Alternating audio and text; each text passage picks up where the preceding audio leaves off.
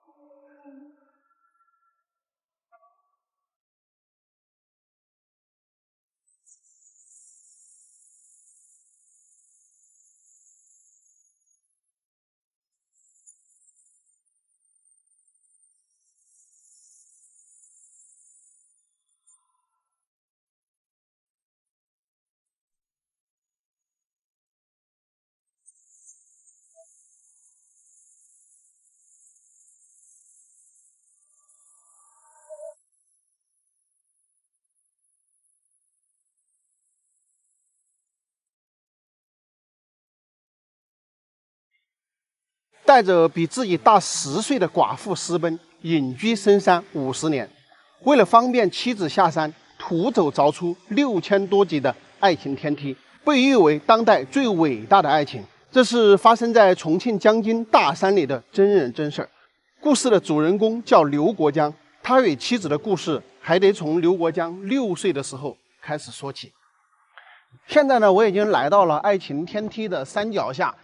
穿过这个吊桥，然后从这边山上上去呢，就是他们居住的地方这里呢，就是2位老人的一个塑像大家看一下，特别慈祥的笑容。这里呢，就是爱情天梯的第一步。从刚刚我们来的吊桥那儿走这个峡谷进来呢，大概是800多米的一个路程。走吧，接下来咱们就一起去走一走这6000多阶的爱情天梯。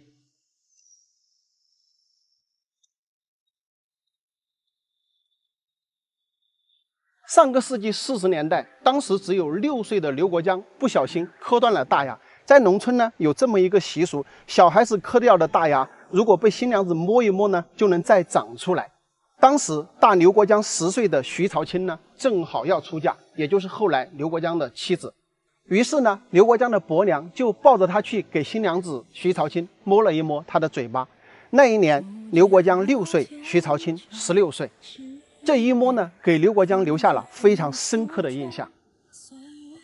徐朝清16岁结婚，26岁时却因丈夫意外离世而成为寡妇，婆家呢就说她克夫，于是她带着4个孩子独自生活，没有吃的就背着孩子到山上捡野生菌，连3分钱1斤的盐都买不起，日子过得异常的艰难。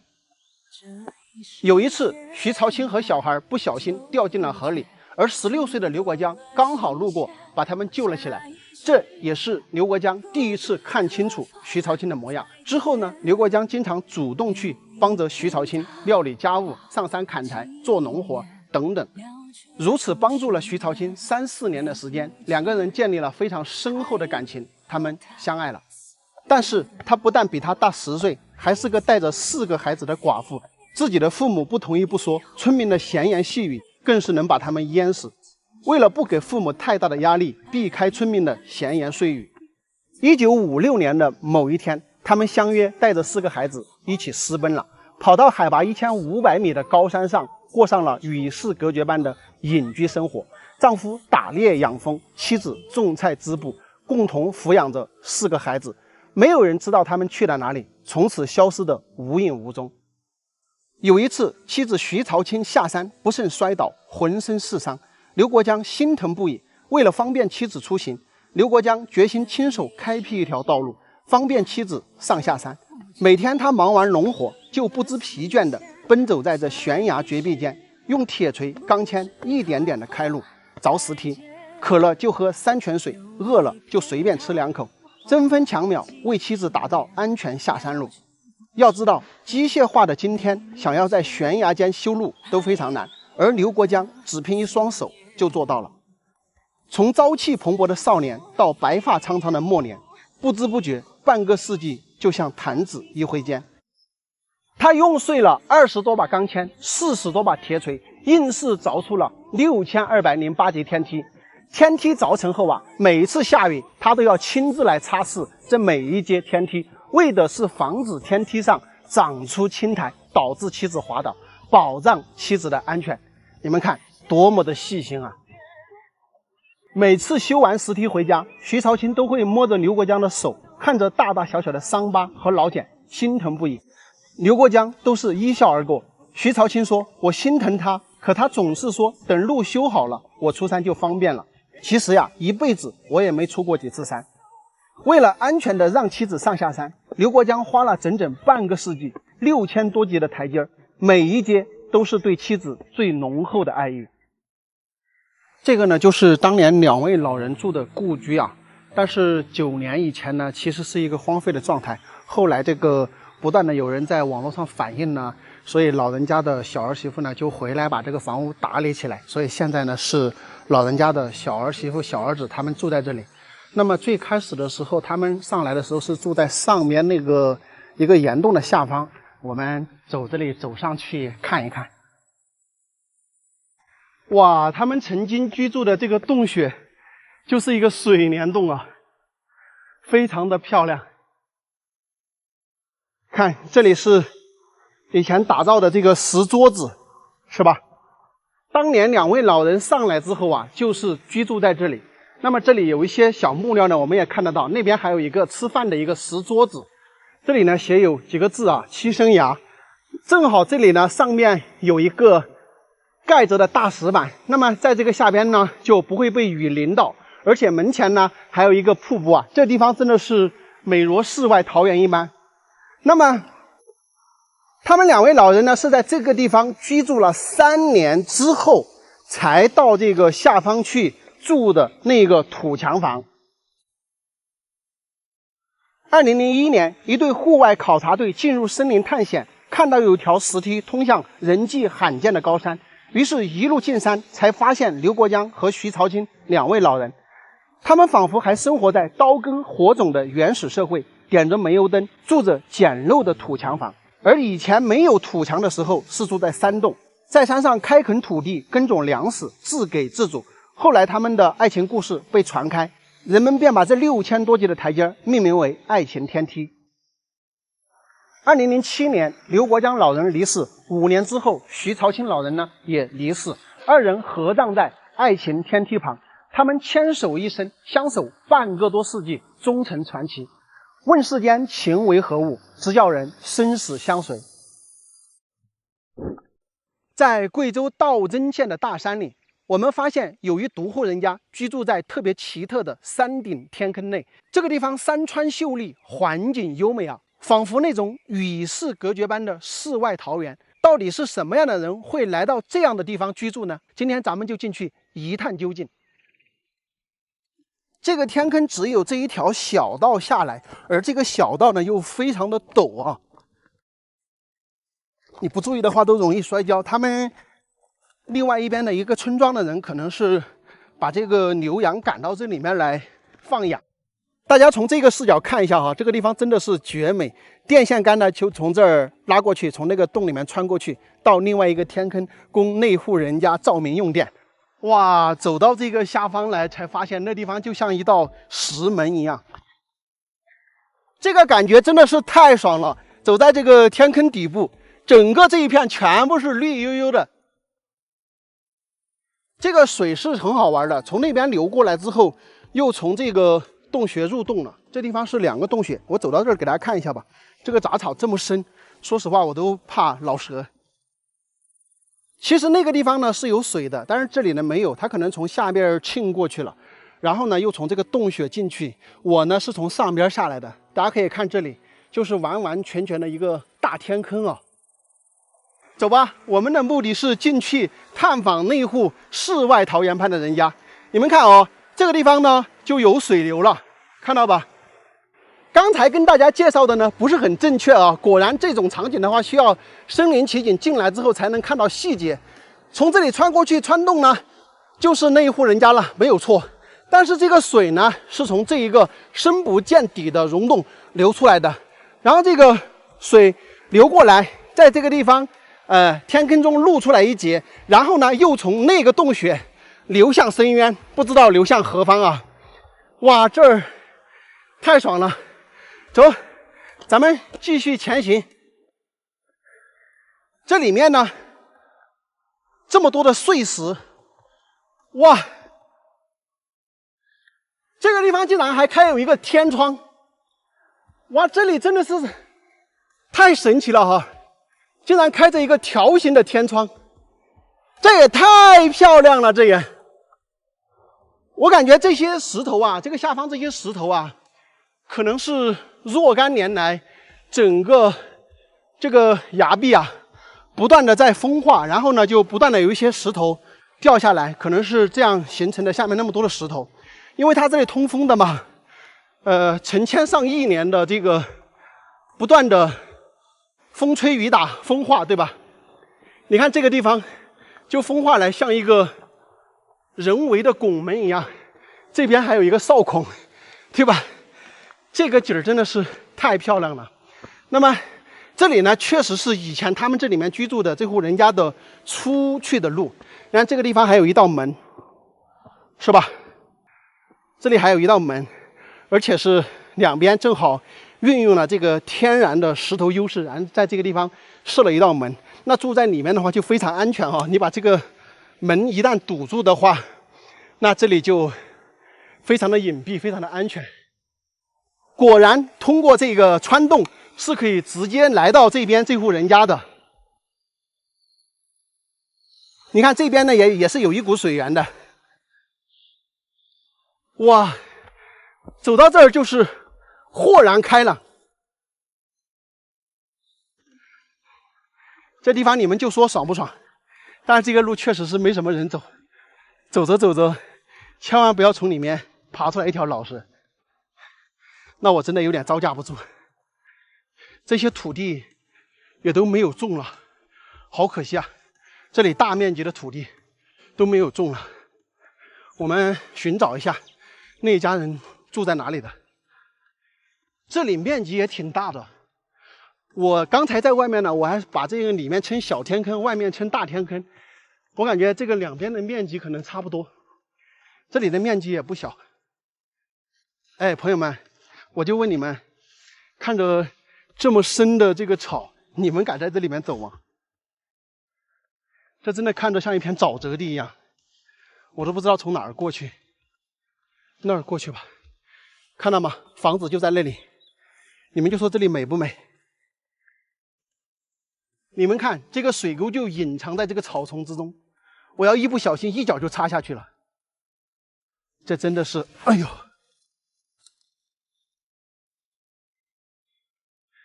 门前一棵大白树，然后就是这个居住的这个周围啊，周围一片地，这下边你们认识吗？这玩意儿是啥？这个好像是种的那个地瓜呀。然后这边种有一些豆儿，那么那儿种有一些玉米。房子呢就在这个崖壁的脚下边。你们看看这儿环境怎么样？然后它的这个山后那儿好像还有一个洞穴，看到没有？特别幽静的一个小天坑啊，非常的舒服，环境特别的隐蔽。果然是我说的没错吧？那个电线就是从那儿拉进来，专供他们一户人家照明的，看到没有？电拉到这儿就结束了，就是给他们照明。然后我在这里巴拉巴拉半天了，但是没有听到有主人家出来说个话，我估计是不是走了？然后这里面呢，就是他们一户人家了，对吧？我猜测呢，这个天坑里面这些所有的土地呢，也是他们的。这算起来呢，怎么说也是30-40亩吧，一家人在这里足够了哈。我们走过来看一下，这个房屋特别的大哟，感觉以前居住在这里都是有钱人家呀，是不是？然后这边大家可以看一下，是喂猪喂牛的地方，好像现在也没喂。那么这边呢，就是人住的一个正房子。这个房子呢，我们一看就可能是最少超过100-200年了。你看这个木料，对吧？这边起了一个2间的，但是这儿没有装。它这个房子建的还比较长啊。门前晒了一些这个豆儿，门是上锁的，我估计出门去了哈。这个房屋呢建得非常的长，你看1间、2间、3间、4间、5间、6间、7间、8间，整个排开是8间哦。这房屋建得非常大，这里才是中堂，大家看到吗？这边呢也是刘兰猪圈，只不过呢都已经毁坏了。所以说呢，他们这个整个长的这个房子呢，应该就是几兄弟的，就是一个家族的哈。然后把这个房屋呢连成一片儿，所以这个房子老长了哈，你在别的地方很难找到有这么长的这个木房了。这边我们看到有2个打农药的药箱，这里呢是烧火的一些柴火，然后这边呢都是烂房子，这个中堂呢也是烂掉了，那么也没有培修啊。这个房屋的房顶呢也没有怎么培修，我估计呢这些人呢他们在外面都是买房子了，对吧？否则家里面的房子不可能这么破烂，是不是？也没有管它。你们看这个衣服，感觉不太像老年人穿的，好像这里居住有年轻人，对吧？但是今天真的是不凑巧，竟然进来没有见到有人，太遗憾了。这个东西不知道大家认不认识啊？这个是洋鹤姜，这2堆洋鹤姜都不知道要挖多少，非常的好吃啊，用那个胡辣椒来拌着。居住在这个地方，山清水秀又隐蔽，土地又肥沃，水源也不缺，而且还有专门乘凉的川洞。就问你们，这个地方美不美？真的是太漂亮了！一独户人家居住在这个山顶天坑内，而且呢，这个天坑的中间啊，是有一条小溪流横穿而过的。这个天坑呢，其实是一个山顶天坑啊，在广西呢，他们叫做弄，其实就是一个弄了。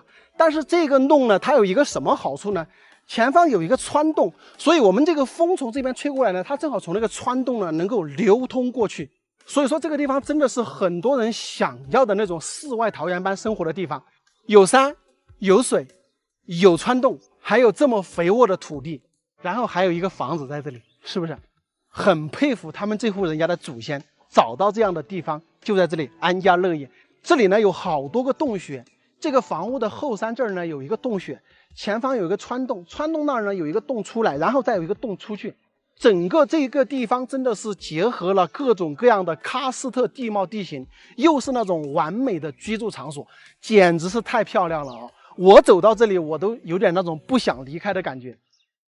我个人的话，真的非常喜欢这样的地方，不知道朋友们喜不喜欢这样的场景呢？大家可以在视频下方留言讨论啊。咱们今天的视频呢就到这里，下期再见，拜拜。人家冤枉你，说你打架抽烟，然后你就生气，真把人打来。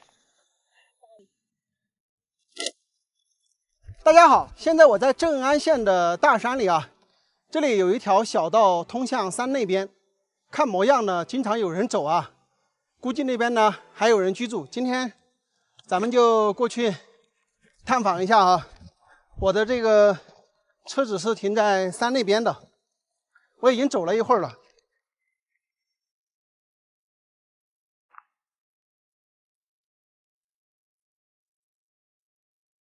这2天呀，在这个大山里面穿梭也有点热的，不知道还要走多久才能走到有人居住的地方哈。这个下边的路啊，看起来走的人比较多，但走到这个山上来就没这个感觉了，就没什么人走了这个路。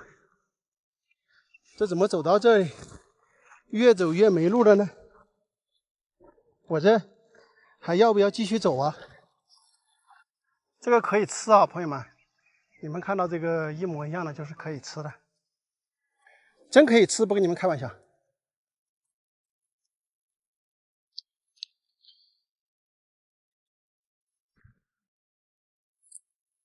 你们看看这个是不是彻底没路了？然后这个山梁上这些马耳草、这些嫩草特别的多，是吧？嫩草非常的多。哎，怎么这里又有路了？神奇！这里又有一条小路，那继续走吧。大家可以看一下这些地方啊，整个就是荒无人烟的一种感觉。哎，这个前面我们已经看到有一栋房屋了，这里这一块空地就是以前的宅基地，对吧？然后这一户人家呢，可以肯定已经搬迁出去了。然后呢，可能是老人家要回来，然后在这个地方呢搭了一个那个棚，在这个地方临时居住。最主要的可能是在这里养蜂吧。大家可以看一下，这里喂养了好几桶的这个蜜蜂。这个门前呢，这里有放了一些木材，包括那儿还晒有一些东西。因为我们看到门前这块土地这里呢，它种有一些土烟，还有一些玉米啊。但是我在这里说了半天话呢，这个棚子里好像也没有人出来，我估计呢是上山上去了哈。咱们继续往这边向前走看一看。这个电线是继续往这个山那边拉的，所以那边一定还有人居住啊。今天这个太阳挺大的，我在这个山里面上上下下的，到现在为止差不多已经走了1个半小时了。我现在呢，大概已经翻过了2个山梁。一开始是爬山，现在你们看到我是下山，对吧？就是一上一下，经过了2、3个地方了。这地方怎么这么陡啊？哦，这下边有一个平的地方，我估计呢，有人就是住在这个下边的。因为我们从这个卫星地图来看的话，一直往前延伸出去3、4公里呢，还有人，但是我不可能走那么多路啊。下到这个山腰好凉快啊，又让人感觉豁然开朗。看到没有？看到房子了，这里也是有人在这里居住的。我们看看，有种了好多的这个玉米，然后这边种有一些菜。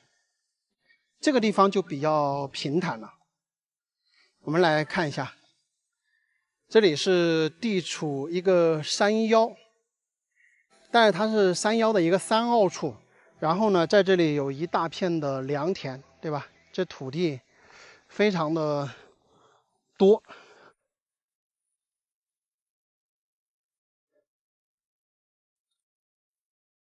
诶，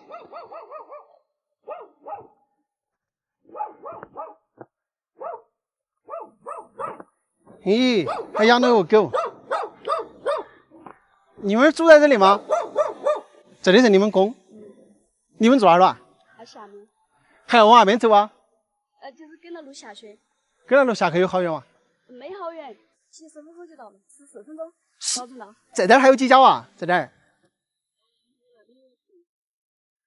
还有你舅舅屋，还有你屋，还有这儿的，等于这里有三家哈，这一片儿。等于你们要走的话，也是从我走的这条路过来出去。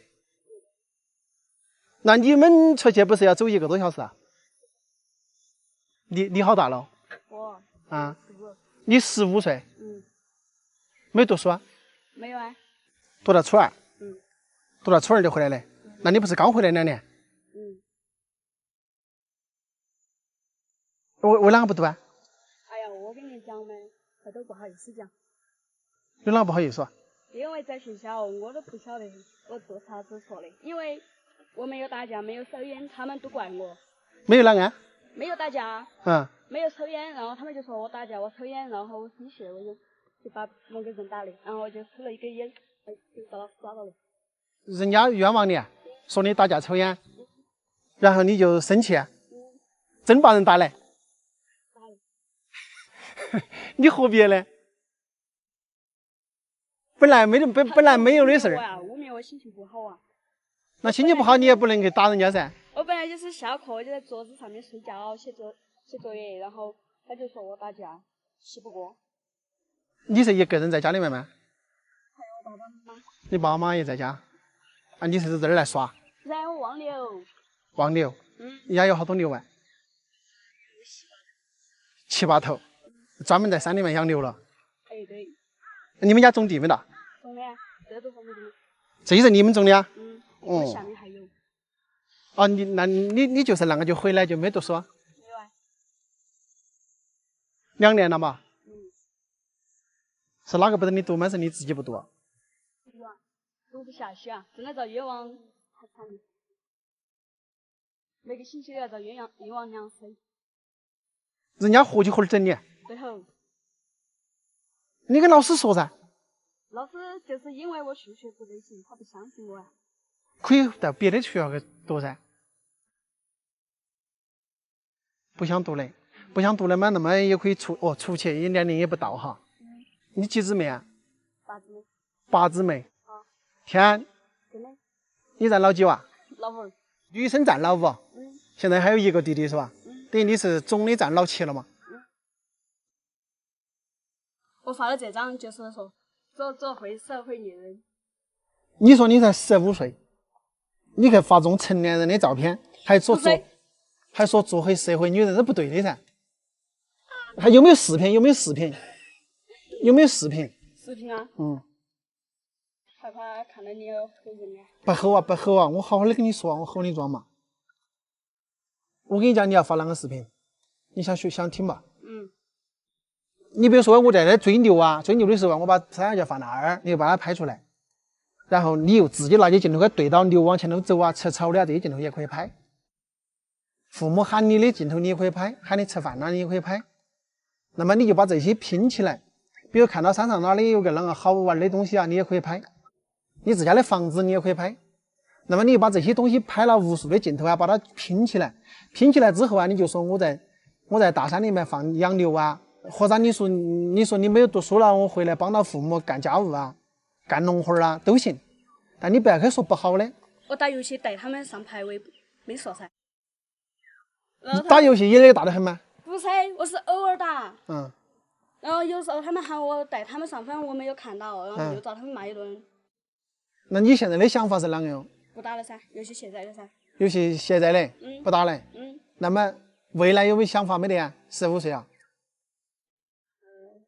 打算是今年子去办个户口本，身份证。今年子就办个身份证。然后呢？然后出去广东那些就上噻。你姓啷个？我还没有问你。我姓李。等于你今年应该把身份证办了，明年就可以出去了。你听我的嘛，你这办的好好的拍嘛，就像我跟你讲啷个拍嘛。虽然说你是读书遭人家也冤枉了哈，但是不要去把这些当成啷个记仇啊。我没有记仇。我根本就不放在心上。对，就是要学会不放在心上。明年子他出去在外面去上班，找个好点的班上，一个月有几千块钱噻，买我需要学习的东西，然后来好好的学。如果自暴自弃了，就怪到哪个都帮不了你。上次我跟我爸爸商量事儿，我爸爸不干。哪个事儿？你跟他商量？就是我们就是图片嘛，然后他们说需要当那个就是做土加工嘛，然后我爸爸叫我爸不干。那不干嘛就听他的嘛，反正做土加工也做不到几天，是不是嘛？你要听父母的，有些事情你不要跟父母吵。首先你要晓点呢，你现在的认知世界跟他们也不一样，他们天天住在山里面，他们好多东西都不晓得。你晓得的互联网的东西、外面的东西，他们都不一定清楚，所以你不要跟他们吵，因为你理解的东西他们理解不了，懂这个意思？你只要年龄到了，出去打工的，好，你就会认知到更多的东西。然后这个时候你就想做啷个，你就会做啷个了，他们也不管你了，对吧？所以说呢，你在屋外头呢，就好好的帮他们干活儿就行了，不要跟他们争吵，没必要的。你内心也比较强大，那么我觉得你未来哈很有可能会成事儿，出去上班了，然后一边上班赚钱，一边学习，花个5年的时间学习，然后才20岁，那个时候再想我想干啷个都行，不要慌啊。本来就不慌不忙。对。你说你在学校的时候，可能同学也都看不起你嘛，说你山里面的嘛，对吧？是噻。但是你自己不要有这种想法，人家看不起你自己的时候，你自己要看得起自己，还是学习是重要的。虽然说你现在不想学习，但是我为啷个说，上班了的之后，你还是要去买书，买一些自己喜欢的方向的书哈来学习，因为学习才重要。你不要一天只去玩手机了，只去玩这个游戏了就拐了，晓得不？游戏我现在的。这社会上有很多坏人，但是也有很多好人，晓得不？我们要去接触好的人。我觉得跟这个人啷个接触，对我是好的，对我是友好的，而且我们之间也能互补，有很多东西也能相互促进的，我们就结交。他是整天无所事事、游手好闲的人，我就尽量的少跟他来往。因为你跟这种人一接触了之后，你就会发现你慢慢的受他们影响。就会变成他们那种。对，所以说呢，自己出去交朋友这些也要注意。比如说，就像你说你哥那种啷个，钱又赚起不来，一天抽50块钱一包的烟，当然是你要哥，你没办法。我把我哥电话都拿去了，你都不要说。是吧？本身就是穷苦孩子出身，对吧？你好不容易赚点钱，你结果我干50块钱一包的烟，就算赚到钱了，都要学会省吃俭用，然后尽量的可以让我们赚到的钱可以发挥更大的作用。是吧？大家可以看一下我到这个地方的路，是从山那边爬上山之后，沿着这个山这些小道慢慢的走到这里来的，单程大概是1个半小时的时间。哇，这个地方真的是非常的漂亮啊！这里呢原本有4户人家，现在呢只有2家人还在这里居住。我们一进这里呢，就遇到一个小姑娘。这个小姑娘呢，才15岁啊，但她已经没上学了。从我跟她聊天的这个过程中啊，得知这个小女孩挺不容易的。还好呢，我跟这个小孩交流了一下，我觉得她整个人的心理状态还非常好，然后呢，内心也够强大。我呢，在此呢，也希望她以后出去打工呢，能够一边打工一边学习，希望她未来有一个美好的人生。这2天呀，我们这一片山林里面这个三八菇泛滥，都有好几波人捡到很多的三八菇了。我今天正好回家来，我也去山里转一转，看看能不能捡到。捡这个三八菇呢，有一个说法，就是你捡到1堆呢，就能捡到3堆。我不知道我今天有没有运气。哇！正说着，终于看到了1堆，我差点放过了，我天哪！哦哟，这里有1堆，有1堆就有3堆啊！我先把这1堆搞定，你们这样是不是看不出来？哇，看一下，相当的不错啊！我先把这1堆捡了哈，再去找别的哈，给大家看看哦，特别爽的哦。可惜了哈，有点可惜了，来的有点晚了。我们继续去找。哇！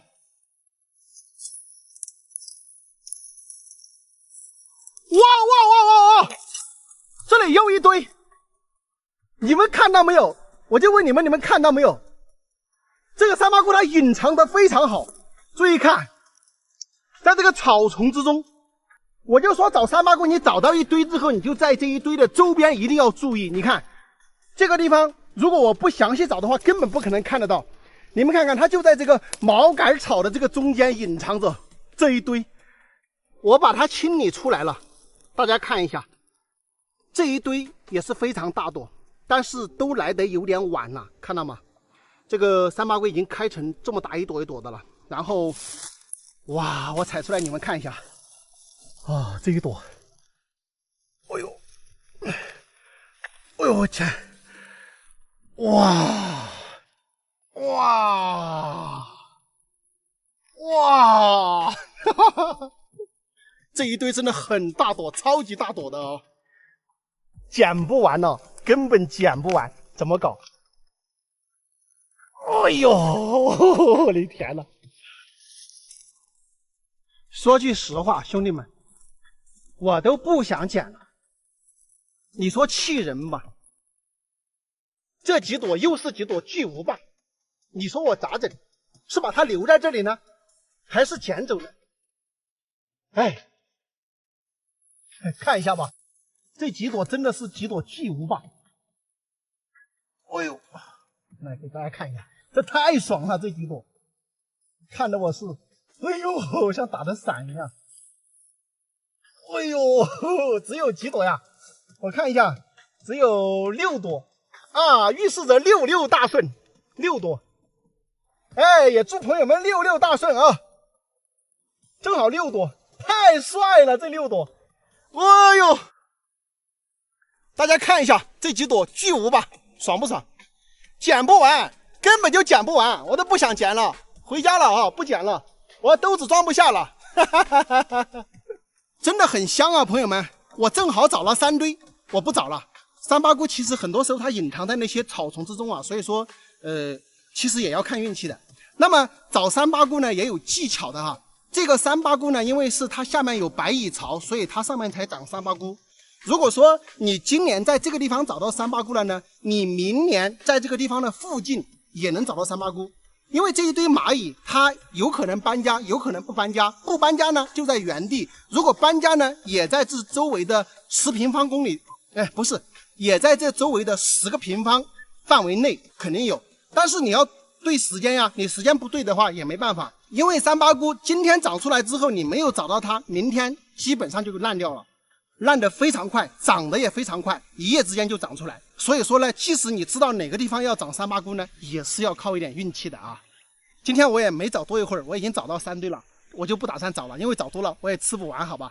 好了，朋友们，这个视频就跟大家说到这里啊，回家煮三八菇吃去了，拜拜。大家好，现在我在遵义正安县的乐简镇啊，路过这个地方啊，在这里发现一个神仙般的居住地方。这个小村子啊，只有后山的这个山坳里一条路进出，村子的前方就是很深的峡谷啊，三面都是悬崖绝壁，而这个峡谷的深度啊，我们目测大概是超过100米的。哇，你们有没有看到这个村子？它实际上就建在这一小块的平地上，三面绝壁，一面靠大山啊，整个地形非常的好看。而且下方的峡谷内呢也有河流，你们想想这个地方是不是非常的美？我们从俯瞰的视角啊，就像是一只肥大的熊掌踩在这里，然后这个村子呢建在了这一只肥厚的熊掌上边，大家看是不是这感觉？大家可以畅想一下啊，特别是在下雨的天气啊，这个地方雨雾蒙蒙的那种感觉简直太爽了。这里的海拔呢大概是900左右，所以说居住是让人非常的舒服啊。就说这个地形啊，在冷兵器时代啊，那绝对是一个易守难攻的好地形，只需要把后山这个山坳把守好就行了，因为下方根本就来不了人，全部是100多米高的悬崖绝壁。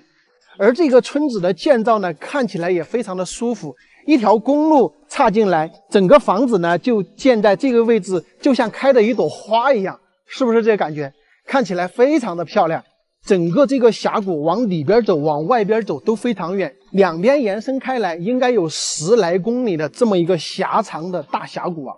我看到这个地形啊，突发奇想，这个地方可能可以开发旅游景区哦，可以在这个村口的位置是吧，建一部电梯，到峡谷底，可能会有很多人到这里来进入这条峡谷去玩水玩耍，特别是夏季的时候，你们觉得呢？大千世界呀，无奇不有。朋友们，现在我在镇安的华尔山，到这里来干什么呢？要带你们看一个神奇的撞钟石。华尔山的中寨呀，是一个苗族聚居地。自古以来啊，少数民族居住的地方呢，都有很多的神奇传说。这个地方呢，也不例外。在他们华尔山的中寨这里啊，有一个非常神奇的石头，叫做什么呢？撞钟石。何为撞钟石呢？就是用东西去敲击这个石头，它的回声啊，就像寺庙里面的那种钟声一样，非常的神奇。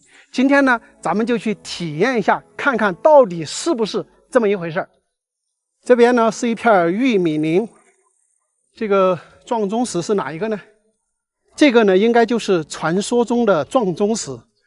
我们可以看一下这个周边比较平坦的，上边呢就是华尔山，然后这边过去呢就是整个中寨的寨子。来看一下这个地方呢，就是被人敲击的痕迹啊，都敲得光光的，特别是这个位置，大家看一下，这个地方呢，都是被人用石头敲击的。那么说的呢，就是这里这一个石头，大家来看一下，这里也敲的是印记。我们看这边这个石头呢，也有人敲的有印记，不知道这个石头会不会响啊？我们先来敲一下，感受一下是不是这样的，好吧？这里呢，有人已经放了一个团石头在这里。然后我们就直接用它这个石头来敲击，大家来听一下，是不是有回响的那种钟声啊？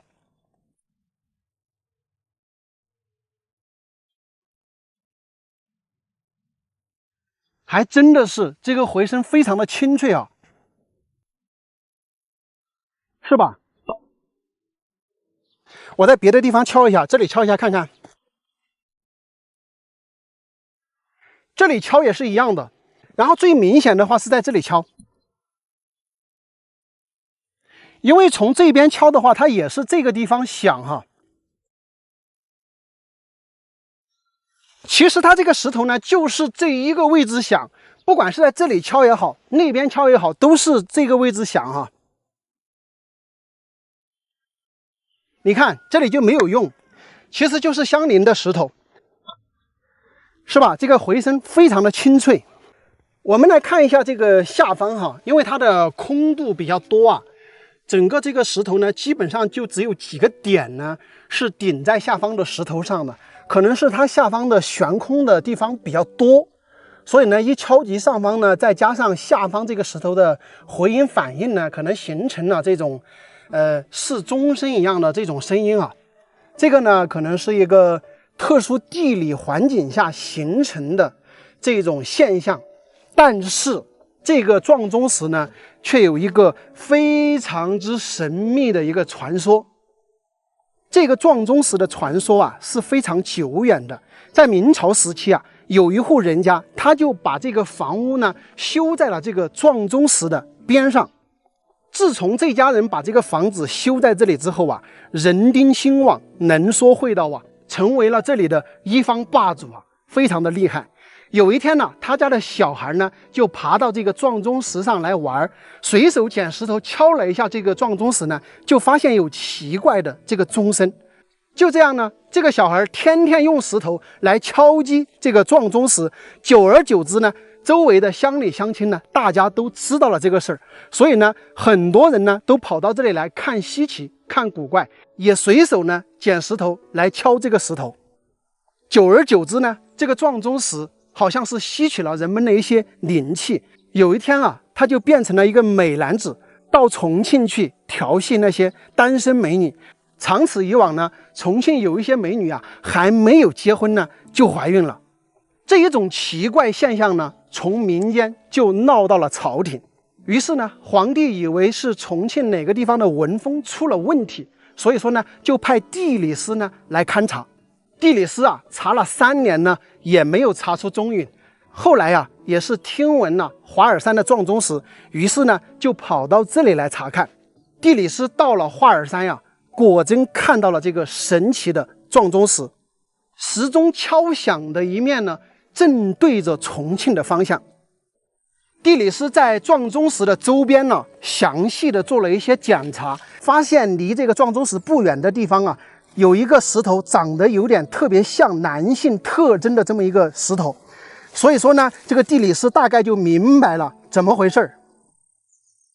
这个地理师在临走的时候啊，就悄悄地跟当地的村民说：“你们在某天某月某日的时候呢，把那个撞钟石敲开，撞钟石的下方呢有2个鹅卵石，你们把那2个鹅卵石拿走呢就可以了。”原本住在这里的这一户人家呢，他有点那种骄横跋扈，就是一方霸主嘛，有点欺负周边的村民，所以当地的村民呢就特别相信这个地理先生啊，就在地理先生选的那一天呢，夜深人静的时候，来把这个撞钟石悄悄的敲开，然后把下面的2个鹅卵石呢给取走了。这是明朝的故事啊。后来呢，住在这里的这家人呢就节节败退，重庆呢也再也没有发生过这样的离奇事件。前边那户人家败掉了之后啊，清朝的时候又有一户人家呢搬到这个地方来居住，依然呢坐不住啊，后来整个家呢也败掉了。再到民国时候呢，也有2家人搬到这儿来呢，也是住不住，后来败掉了。这2家人败了之后呢，这个房子就没有人住了啊。改革开放之后呢，就把房子全部拆掉了，还成了土地。所以我们现在看到的呢，就是一片土地。这就是神奇撞钟石的一个传说啊。这些呢，咱们只是当一个故事听啊。我的感叹呢，就是大自然真的是鬼斧神工啊，很多神奇的东西咱们没办法去解释，用一些故事来串联呢，却是特别有意思啊。他们这个故事呢，感觉说起来也是活灵活现的，对吧？特别有意思啊。好了，朋友们，本期的视频呢，就跟大家说到这里，咱们下期再见，拜拜。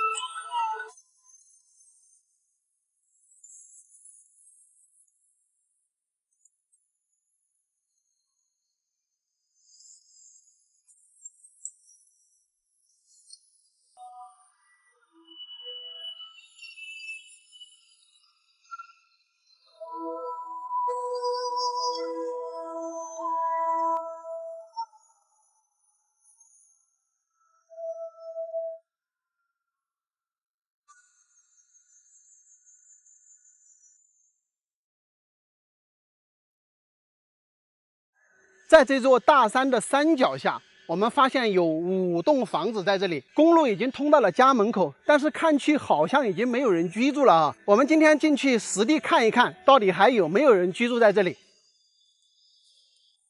大家可以看一下进来这条公路啊，两边的这个杂草都已经盖住了，所以基本上是没什么人在这里了。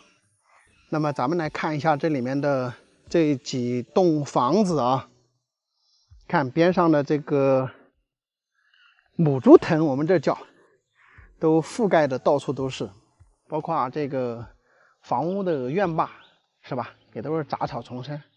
我呢把车停在这一栋房子的院坝，然后再上去呢给大家看一看那几栋房屋啊。这一栋房子呢基本上没啥用了，它整个上面的所有瓦片呢都已经坏掉了。这个房子看起来好像还挺新的，但是没有人来打理哈。然后这些门呢都是打开的，里面也没有任何的东西。但是虽然说上边已经整个瓦片都烂掉了，但是这个下边的这个木料这些看起来还挺好啊。哇，这个这么好的环境废在这里挺可惜的啊。咱们再带大家到上边这几栋房屋去看一下。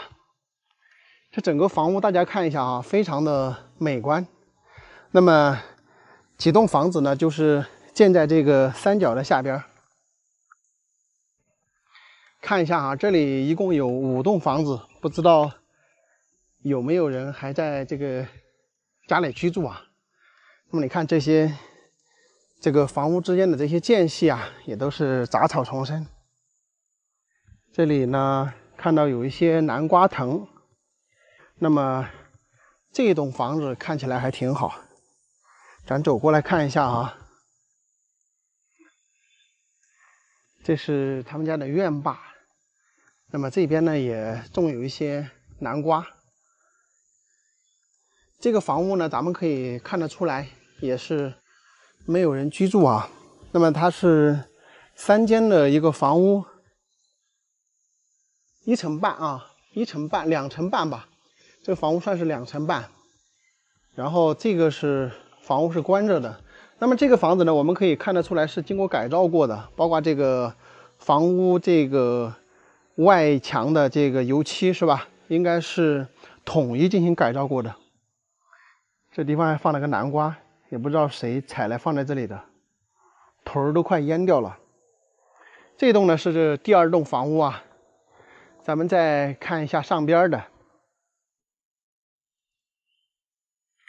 这里环境确实非常不错啊，住在这个山脚下，应该是水源也是不缺的。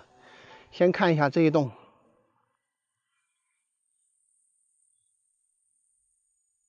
这些房子呢我们可以很明确的跟大家说，没有人住了啊，没有人住了。你看这个院坝就看得出来，有人居住的房屋呢，这个院坝不可能长这么多的杂草，对吧？2楼的话也基本上都是空的。那么这一栋房子呢就是比较靠山的一栋了，但非常不错呀，这个房屋挺可惜的。这个房子呢有经过改造啊，它这个大家可以看一下，它上边的瓦是经过改造过的。那么你像外边这2栋呢，它是这个青瓦，就没有管它。这栋好像处理过，外边那栋呢是直接没管它哈，上面整个全部都坏掉了。那么这一栋房屋的它的上边这个瓦呢，应该就是今年，看模样很像今年来改造过的，特别新是吧？上面的瓦特别新。那么证明这个主人家呢，他是想把这个房屋给保住，所以呢把上边的瓦呢重新盖过了一遍，但是呢人还是依然不住在这里啊。这里地址大家可以看一下，铁厂镇，遵义市播州区铁厂镇的洞上村的天井组是吧？这个就非常详细了。他们这几栋房子的这个公路修进来看呢也挺好看的，2条公路从这里绕一个弯，整个看起来非常的舒服。上边那儿还有一栋房屋没去，因为它是单独的一条路啊，我们弯过来上去看一下，看看上面有没有人住啊。这个房子的瓦片没有改，这2栋的房子瓦片改了，还有上边这一栋房子的瓦片也是改过的。这里应该有人在家哈。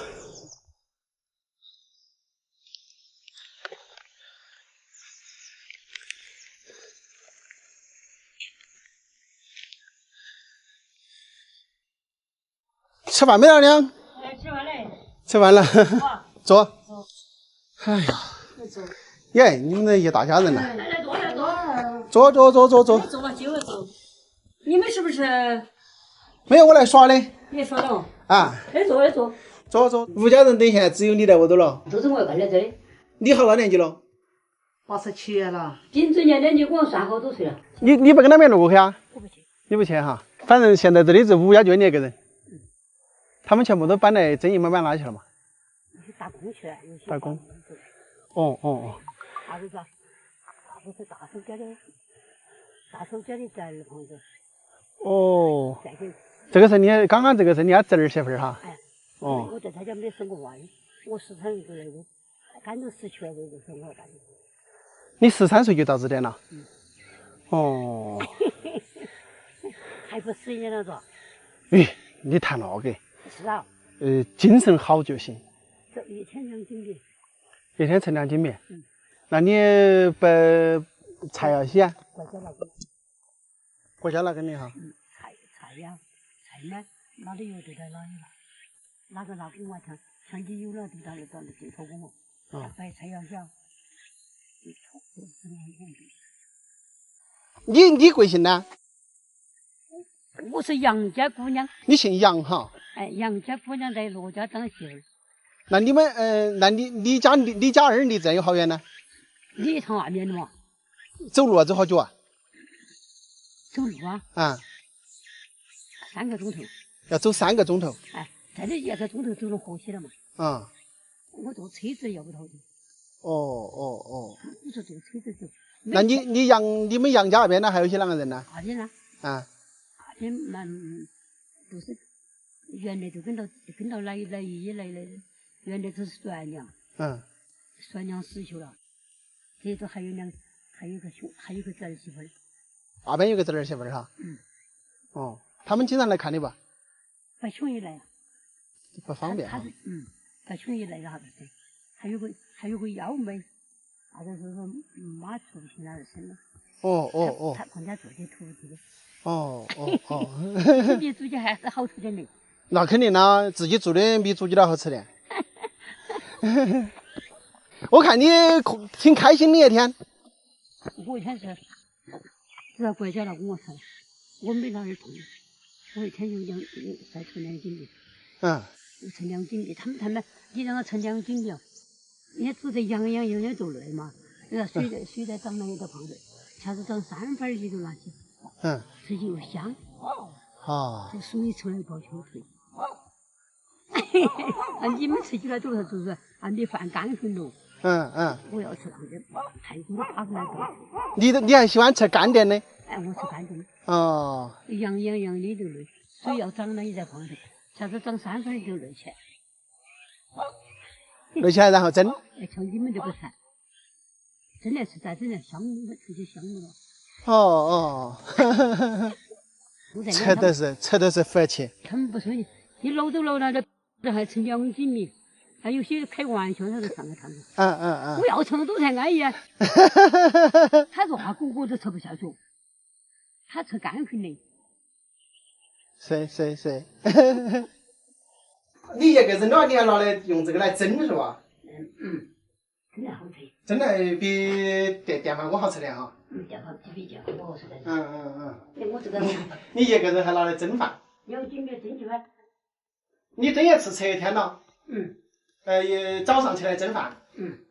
然后这哈儿了，等于是晚饭都吃嘞。你少不吃了噻。路上有几都开吃了干。晚上还吃不呀？晚上要吃饭，还有饮料啊，想给拿回来饮料茶。不要。我这张子来吃了干。我说煮面给你吃。不煮。我也是煮的面吃的。不。啷个好得嘛？不要那个客气，有哪个不好得嘛？啷个好得嘛？我今天是空起手来。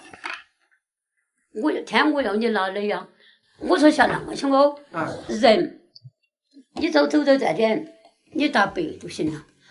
你不。那个我还想去的喽。你要走你就走，啊给我熬年，他要熬年给说这是。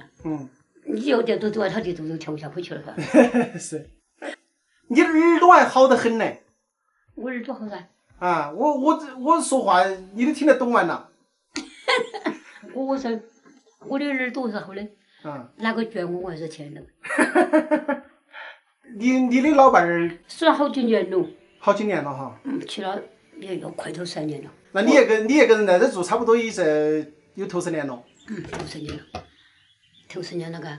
一个人在这里。没得关系的噻。我老喜欢哪一次都哪一次。没哪个敢捐我。还自由。国家他把米给拿去的。也谈了有些人哈，他人家款，把他给你嘛叫饿死，像原来那种饿死哈。饿不死。美国有点钱了嘛。对。我就买去把车子拖起回家来了。这个山脚下呢，现在总的是5栋房屋啊，但是下边这4栋呢都是没有人居住的，只有上边那个房子呢有一个87岁的老人居住在那里，而且呢就是他自己啊已经在这个山脚下独居了10年时间了。不过呀，他这个地方因为离下边的村子不远嘛，所以他也经常散步到下面村子去玩，所以说呢也不算孤单哦。这个老人呢，看起来这个精气神非常的好，他一天可以吃2斤米，你敢相信吗？每天都要吃2斤米，可见他的身体状况整个是非常好的，而且耳朵也非常好。如果说你们喜欢在这样的地方居住呢，其实还可以给老人做个伴了。好了，朋友们，今天的视频呢就到这里，咱们下期再见，拜拜。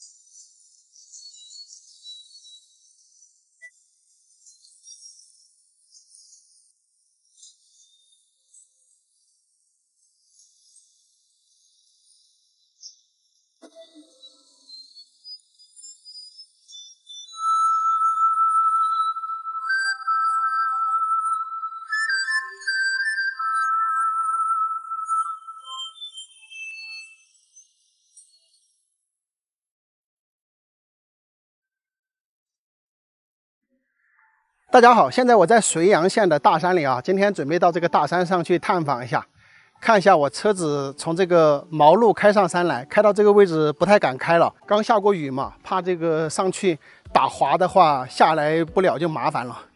看到没有，还要翻过这个山崖口，可以看一下这里整个山上种的全部都是金银花，这里这一整片，这里有一棵开得非常的漂亮，给大家来看一下。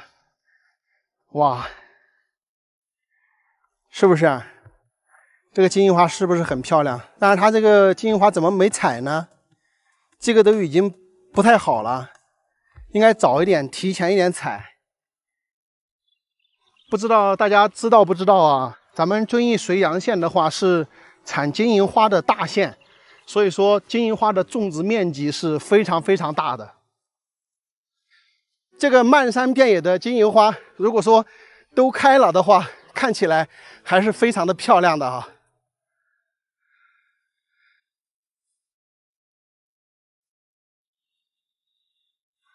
哇，走到这个山崖口来了，好凉快呀！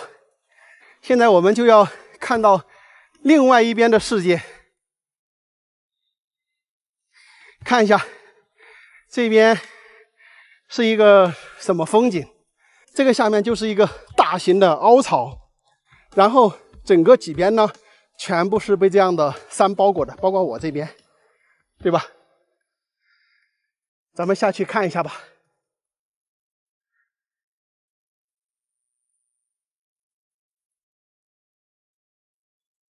它这个挖的这条毛路呢，其实看起来还比较平整，还可以，但是呢没有车跑，所以说呢2轮驱动的车是不敢来的。如果说是4轮驱动的那种越野车呢，是可以下来尝试一下的。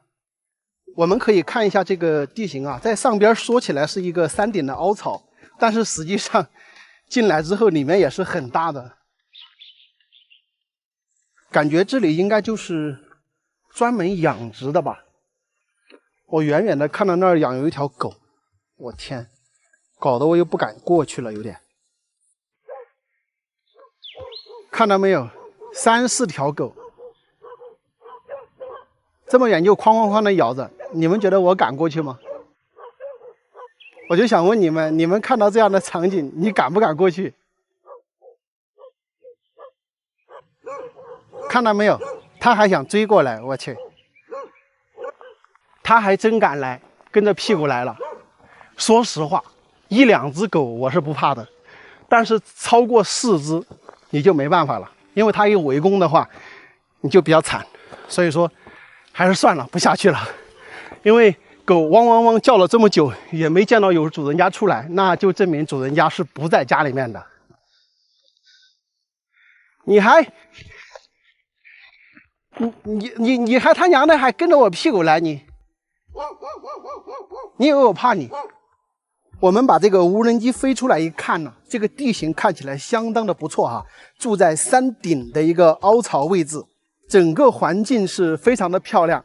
我们还看到上面山腰的位置还有一户人家哈，哎，听到了狗叫声，还看到了2只大鹅，证明上边这一户人家呢也是有居住人的。到下面那个养殖户去看一下，好吧？咦，好像有人从房子边上走过来。今天这个运气真的是不凑巧，下去的时候没有人回来。哎，这下边呢也是一个老人家，他背着一个背篓，背篓里面不知道装的啥东西，应该是刚从山里面去采什么东西回来。看样子好像也是他一个人在家里哈。我估计呢是年轻人在这里搞养殖，然后呢让老人在这里帮他照看一下。因为我看到这个山崖口上啊，有很多头牛在这里悠闲的吃草，而且这里是一片野花地，哇，看起来非常漂亮。你们说我现在是该下去呢，还是该下去呢？刚刚咱们没有详细的看到这里的水源，现在大家可以看一下，这个水源还是不小的。这个下面是真的平坦啊，这边这2个呢，都是养殖的圈，都是关牛的，应该是。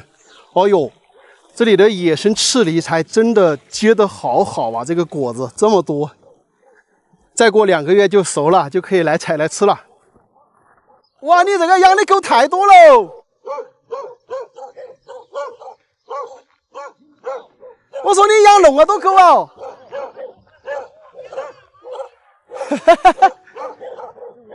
走，养了好不好？有5、6个狗哦。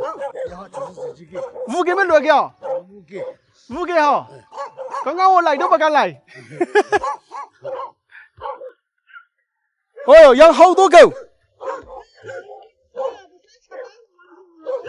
哦，养狗是为了看野猪是吧？哦。一只儿、公只儿、雌只儿都有。怪不得你养那么多狗。去年子搞5、6个公猪儿，就是这几个狗咬的。那厉害哟，这几个狗。没有，就在外面坐会儿就行了。我带的有水，就在外面坐会儿。我在那调耍的，你肯定没认到。茶说，曾毅的啊，曾毅的在这调耍。那我刚刚才看到你背起背兜回来。我在俺那个讨娃给男的了不？哦，就带你们2个人在这里啊？小的些带娃儿读书去的。带娃儿读书哈。我看山上还养了些牛，你们养的哈？不是我们养的关系的。我们现在比养多嘞，原来就不得了，原来是几十个哦，七八十个哦。原来养7、80个牛啊？原来养得多。要说是养牛，我在这那个过来拉得走不是拉得正的哦。对。学校做了啊。你们在学校哈？你晓得学校不？我不晓得，干这里好远啊？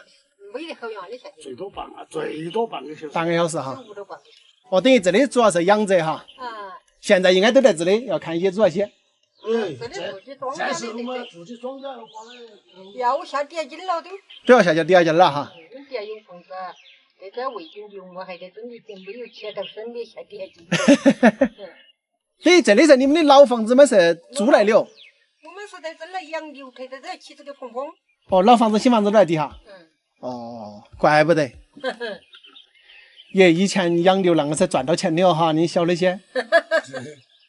都没赚到个啷个钱，在这来旋弯马路又修圈又买牛，这些不得了啊！花几十万呐！花几十万了，比底下是几十杆砖了。肯定要花几十万。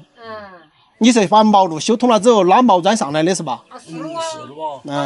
沙呀、水泥呀，全部都拉上来的。是要花不少钱，最少是要好几十万。是啊。但是养了好多年哇，种的。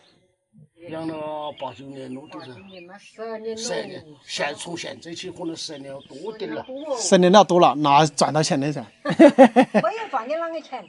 是我以后2年才遭个病，你晓得吧？疙瘩病，按牛枣疙瘩病。你听到谈没有？我没听到谈。就是遭个疙瘩病的，把我们山东地里又不是还违禁的。哦。租的哈，这些地方全部是。这都是租了。都是全部租的哈。所有这全部都租。租了好多年啊？2026年才买。耶，都没几年了。到了还要续租喂啊？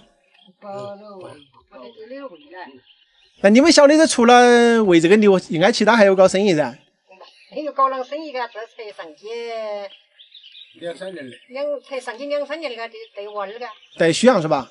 真的嘛，我们那个小的他就不想做活路，也不想去那找活路做啊，他就在带人读书嘛，买个媳妇在上班。哦，儿媳妇在上班。儿媳妇都上班能找钱的多多。他主要是养着自己呢，也赚到钱了嘛，所以耍2年也正常。是啊，我那个儿媳妇就想谈了，他说他莫自己呢莫够嘛，等他休息2年了。对，因为这养那么多牛也辛苦。辛苦哦。你特别是修这些圈、挖这些路，我想想都起码辛苦了2、3年实在的。是了啊，那么你天气落雨你都要出去啊。对。天气落雨你都要出去望啊，也割草啊。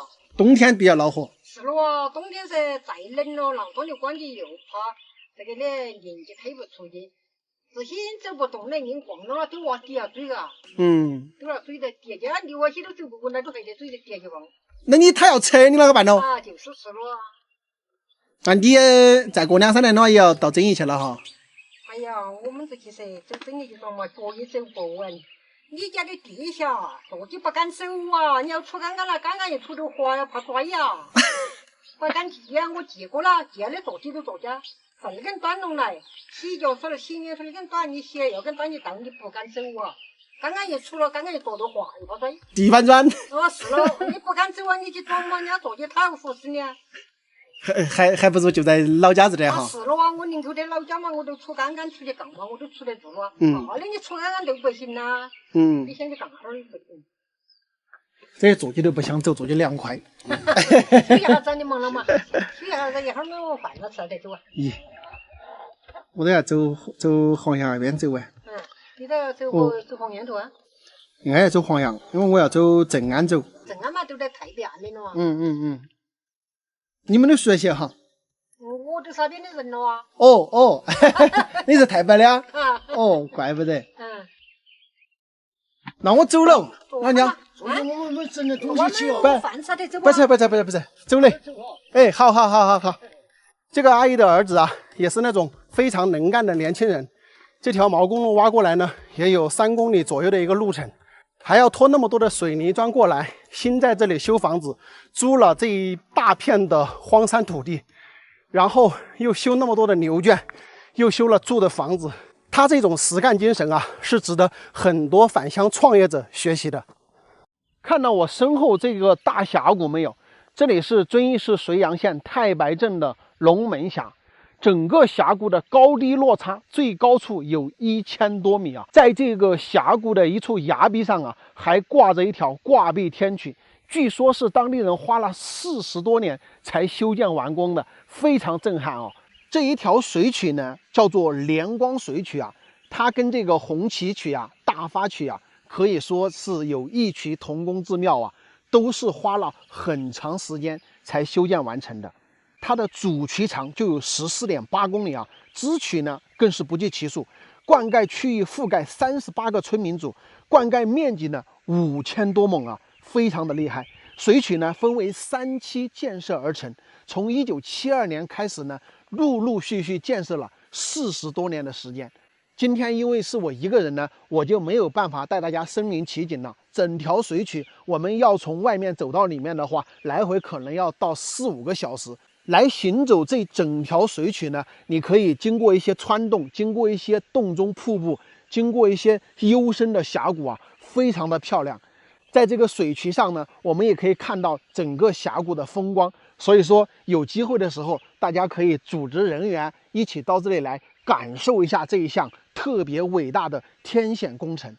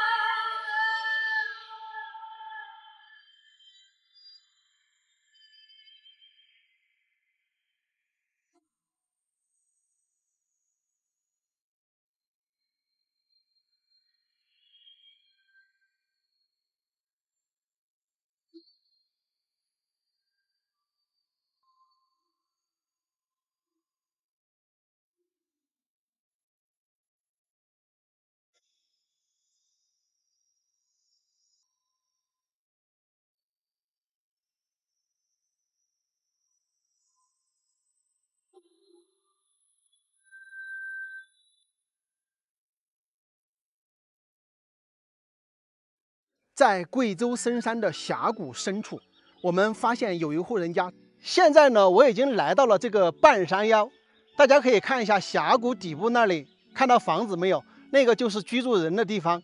整个这个地方的环境非常漂亮。这个电线呢，就是拉下去给他们照明用电的。走吧，咱们下去探访一下。咱们这边的大山就是那种望山跑石马。你看，我们眼睛看着这个房子，跟我们的直线距离可能就是几百米吧，应该不到1公里。但是实际上走路呢，可能要走2公里左右啊。这个路真的是挺滑的，它这个泥巴呢，好像是那种黄泥巴，所以说你踩上去呢，非常的晃，一不小心呢，可能就要摔一大跟斗。走这种不怎么经常走的这种路呢，不管是上坡下坡都会有汗。下坡呢是吓得出汗，上坡呢是累得出汗，2种都要出汗哦。看到房子没有？现在我们已经差不多下到峡谷的平处了，没有刚才那么陡了。这里有一棵野桃树，上面的桃子都熟了，但是我这儿不好过去，算了。我们已经看到人居住的地方了，又是为了几头狗，我的天！听到这个狗声我都有点怵。这个地方大家看一看，真的是山清水秀，鸟语花香啊，风景如画。这水不小哦，哇，这水好舒服。你们说这种地方爽不爽？太爽了啦！没人在吗？这是在这里养蜂，看一下这里这么多箱的蜜蜂，然后这个坝子这里呢有好多的这个烧鸡，上边呢放了有一些对儿，有一些好像是药材，这个好像是药材吧，咱也不认识哦。我看看，先从这里走下去看一下哈，因为整个下边的视野比较开阔一点。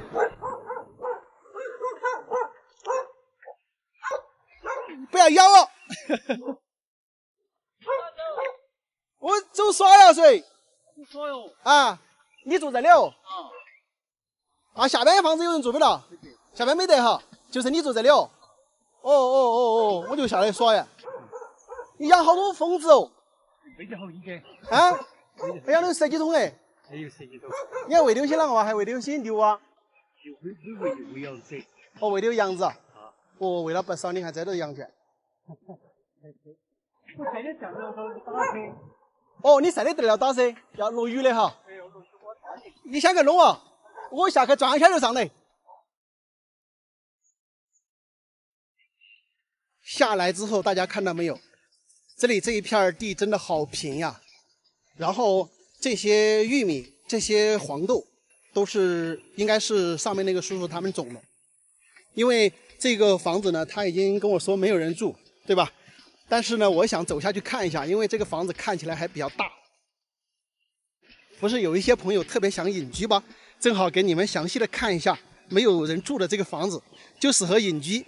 因为这里整个地方在这个峡谷的深处，看一下吧，我从那儿下来的，然后整个地形就在一个峡谷底部，非常的美，水源也很好哈。就是交通不方便一点，要步行下来，大概走个40分钟左右就能到这里。那么喜欢隐居的人肯定不在乎这个，对吧？走下来也没有关系吧。这种峡谷深处真的是非常的幽静啊！你在这儿没有谁来打扰你，是吧？过那种特别清静的世外桃源般的这种隐居的生活是非常舒服的。我们已经到了这个房子的位置了，看一下这个控制的房子啊。从空中看的时候，整个房子看起来比较大气，非常的舒服啊。房子也比较大，它这个边上是这种厢房，门前是小溪，对不对？这下边呢还种了好多的玉米，这个估计也是上面那个叔叔种的，他挺厉害呀，这种的玉米可不少。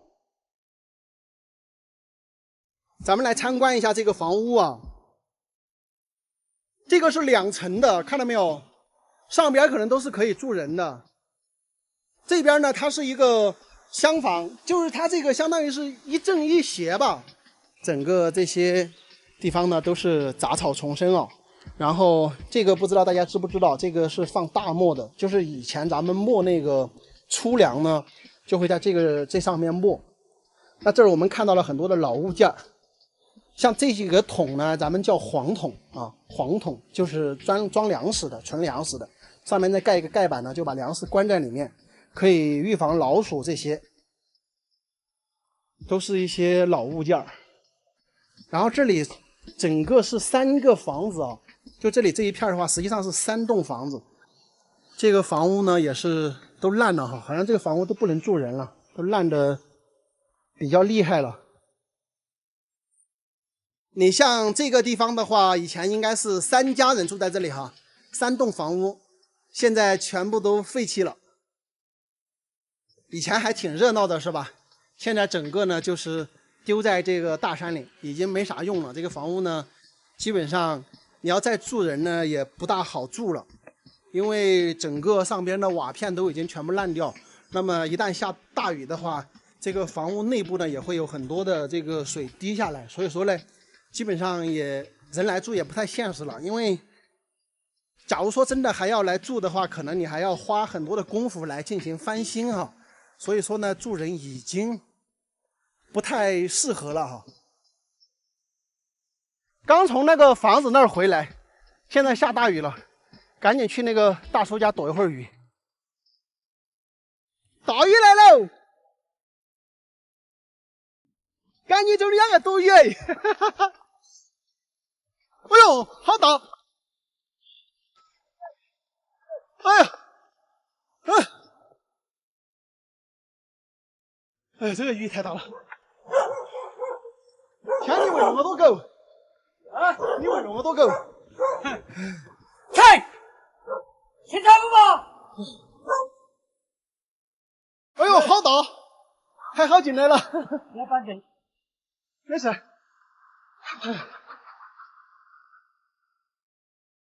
你这也干来这的吗？是。老伴儿呢？那些那么多包裹都是你种的啊？那叫大家帮忙种的种这个种了。要农忙的时候他就下来帮忙。平时呢上班应该是带孙子那些。你就在家里种点庄稼，然后养点蜂，还养点羊。你一个人干那么多也厉害的嘞。你有好大年纪了？应该是年轻的嘞。你说？我说60吧。70大几的，是72发的。72啦。那你看你真的可能应该是比常人要稍微年轻点。别人是不是那个说的？可能是跟你天天来这里干活有关系哦。是呀。夏季你他在不吹了吗？夏季你也不吹了哈，每天又跟那些羊子那个跑啊，又干那么多庄稼呀。你们这儿原来有几家人咯？原来4、5家。4、5家哈。刚才赶搬走了。你们家的山林那些要把多哦。后山喽。啊。后山你去这个路地上过来。去我这边杆子上去掉。都是你的？有好多亩啊？有400多亩荒山。我就晓得你们这边每家每户都不少。刚刚下大暴雨啊，在大叔家躲了一会儿雨啊，然后现在没有下雨了，我现在已经回城走到半山腰了，跟大叔聊了很久。后来我才发现咱的录音设备坏了，跟他聊天的整个过程都没有声音，气死我了。这个大叔现在已经72岁了，我的天，72岁，他整个人看起我感觉就像60岁。真的，天天在山里干活的人真的不一样啊，显年轻。他养了20桶的蜜蜂，又喂有20多只羊，然后呢又种了有10亩左右的玉米。哇，真的是挺厉害的，一个人干了那么多的活。大多数时间呢都是他一个人留守在这里，然后他老伴呢因为要到桐梓县城去带孙子嘛，所以说大多数时间都是他一个人在这里啊。然后这个大叔呢，他们也不是原来就居住在这里，大概是60多年前搬到这里的。他跟我说呢，他几岁的时候，大概就是59年、60年那个年代呢，因为他们自己住的地方饿饭比较严重，就是没东西吃嘛。然后这里呢是他的外公们住在这里，用他的话说的话，就是那个时候他都差点饿死了，才没有办法搬到这里来跟着外公住。这么一住呢，就是60多年，所以现在呢就一直居住在这里。当然呢，现在他的小的他们早就在城里面去居住了，只是他呢可能舍弃不了这个地方，留在这儿呢做一些种植，做一些养殖，每年呢还可以赚一点钱，我觉得是相当的不错的了。你看他整个人的精神状态看起来就非常好，对吧？70多岁了，看着就像60岁一样。看到没有？这就是山里的天气，这边都是白云飘飘。然后我头顶一朵黑云，这个雨就是从这朵黑云落下来的。你说这朵黑云，你赶紧走行不行？就飘在我头上，真的是气死我了，搞得我全身都快湿了。我就在这儿等，我看你过不过去，要不然我一直走的话，他跟着我走，我要得淋到上面去。我在这等他过去了之后，我再走。